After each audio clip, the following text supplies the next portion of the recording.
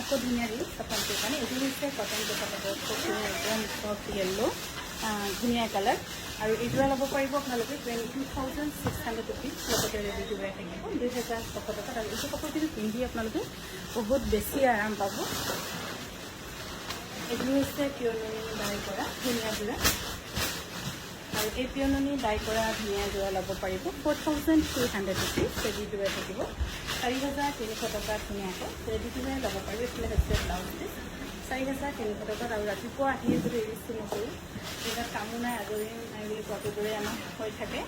আৰু এইযোৰ হৈছে খুব ধুনীয়া কটন নুনি 2,300 ৰুপিজ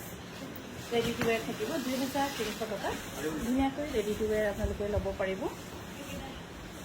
আৰু এইযোৰ হৈছে খুব ধুনীয়া কটন কেঁচা পাতৰ বহুতেই ধুনীয়া কাপোৰ পিন্ধিবলৈ বহুত বেছি আৰাম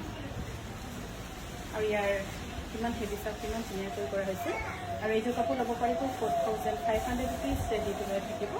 4,500 ৰুপিজত আৰু এইযোৰ হৈছে কটন কেঁচা পাতৰ এইটো আমি ডিছকাউণ্ট কৰি আপোনালোকক দিয়া হৈছে 3,200 ৰুপিজ ৰেডি টু ৱেৰ থাকিব 3,200 ৰুপিজত